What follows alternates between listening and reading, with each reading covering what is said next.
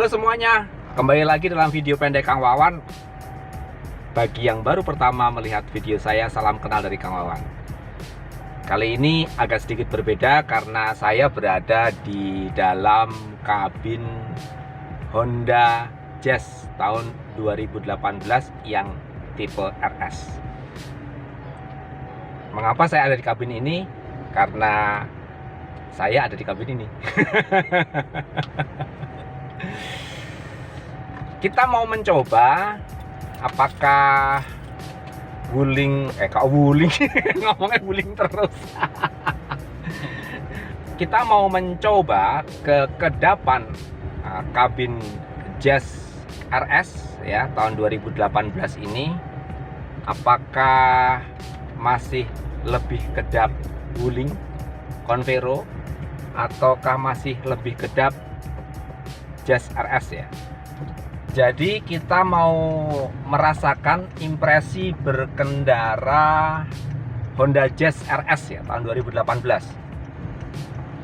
melewati jeblaan sepur. Jeblaan sepur tuh bahasa Indonesianya apa? Rel kereta api.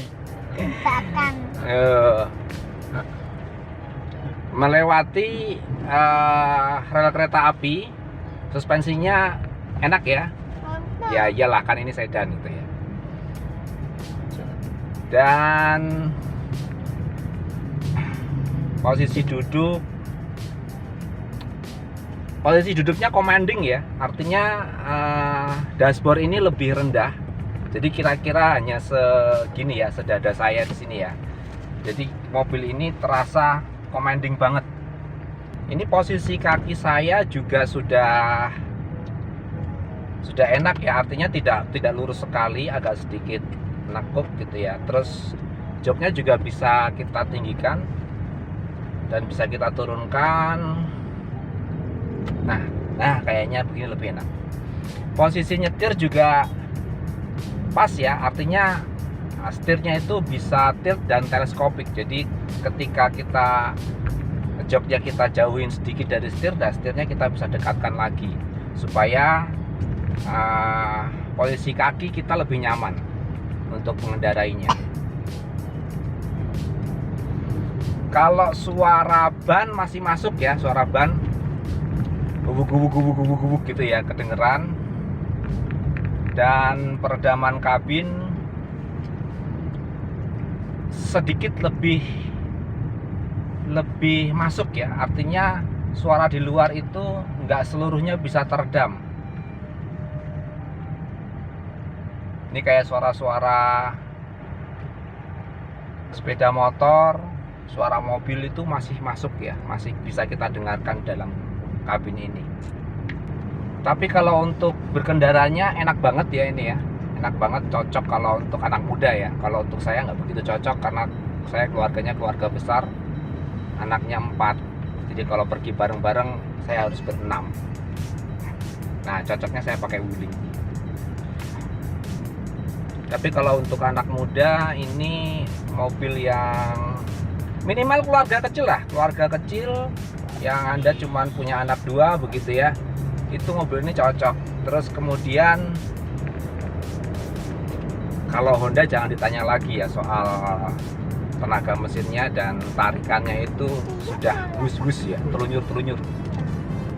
Pengeremannya juga sudah enak sekali ini karena sudah ABS EBD.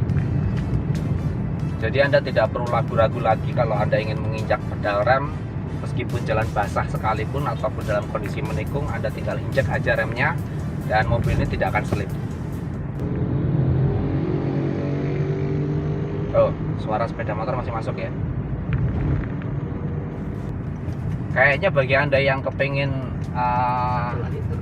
menebus mobil Honda Jazz ya, Anda perlu pikirkan untuk peredaman kabin, dipasang lagi peredam tambahan supaya suara-suara tidak begitu terdengar masuk ke dalam kabin.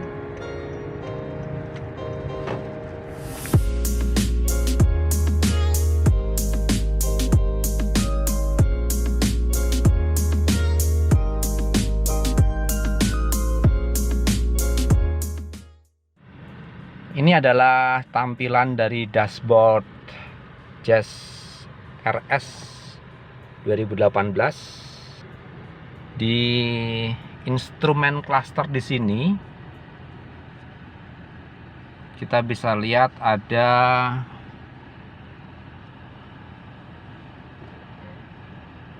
ini, ada jam,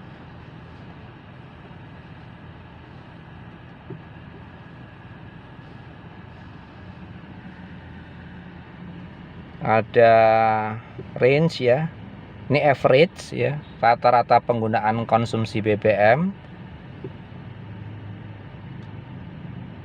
12 km per liter, trip A trip B, jam lagi. Lalu ada suhu di luar terdeteksi, dan di situ ada cluster untuk penunjuk bensin. Kemudian di tengahnya ini speedometer, di sebelah kiri ada RPM tachometer, plus itu ada penunjuk untuk transmisi ya. Jadi kalau kita pindah transmisinya, dia akan menunjukkan nih R untuk mundur, netral, D, dan ini untuk mode sport. Oke, kita ke tengah. Di tengah ada head unit. Head unitnya sudah touchscreen juga. Dia sudah ada USB, HDMI, dan AUX ya. Kemudian di AC-nya sudah digital, jadi kita bisa mengatur suhu, mengatur angin hanya dengan sentuhan ya. Sini juga sudah ada, ini buat ventilasi keluar masuk. Ini AC on off, auto, ada defogger depan dan defogger belakang. Transmisinya sudah menggunakan Triptonic ya, yang di sebelah kiri setir ini untuk menurunkan pedal untuk menurunkan gigi, dan yang di sebelah kanan ini ada yang untuk menaikkan transmisi ya, giginya. Lalu kita ke pintu. Pintu ini masih hard plastik ya, masih hard plastik. Di bawah ini juga dilapis, ini sebetulnya hard plastik juga, cuman ini dilapis kain fabric ya. Di sini yang auto cuman sisi sebelah kanan ya, untuk pembuka kacanya. Ada tombol untuk mengunci central lock, ada retract ya di sini, lalu untuk ngatur spion. Dan di sini ada cup holder. Kalau kita naruh minuman di sini dan AC-nya menyala, bisa dingin. Ini ada vanity mirror-nya, tapi nggak ada lampunya. Sebelah sini juga ada vanity mirror ya, tapi tanpa lampu. Spion tengah udah day night view ya.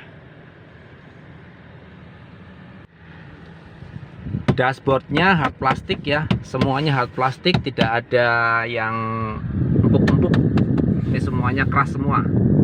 Hanya bagian sini yang agak sedikit empuk ya, bagian ini aja. Lampu kabin untuk menyalakannya tinggal dipencet aja. Nah, ini lampu kabin yang tengah, model geser. Duduk di kursi belakang Honda Jazz RS tahun 2018 ini, posisi duduknya cukup nyaman ya, asal tidak bergerak mobilnya ya. Dimana di depan ini adalah posisi kursi mengemudi saya, dan di belakang ini masih cukup luas ya. Ruang kaki cukup luas, ruang kepala cukup luas, dan kursi belakang masih bisa di setel. cukup nyaman. Sekarang kita bahas di bagian belakang mobil ini. Di bagian belakang, tepatnya di pintu bagasi, kita akan lihat bagasinya seberapa besar. Dan ternyata bagasi ini cukup besar.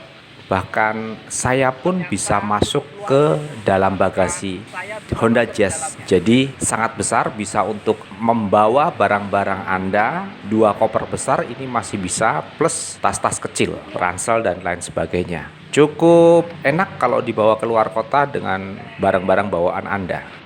Honda Jazz RS ini berpenggerak roda depan dengan alat pengereman. Di depan sudah menggunakan rem cakram, tentunya sudah ABS dan EBD. Namun sayangnya untuk rem belakang masih menggunakan tromol, sehingga pengeremannya masih lebih akurat. Wuling Convair S tipe L, di mana sudah keempat rodanya memakai rem cakram. Untuk mesin, Honda Jazz RS ini dibekali mesin 1500 cc dengan 118 horsepower dan torsi mencapai 145 Nm.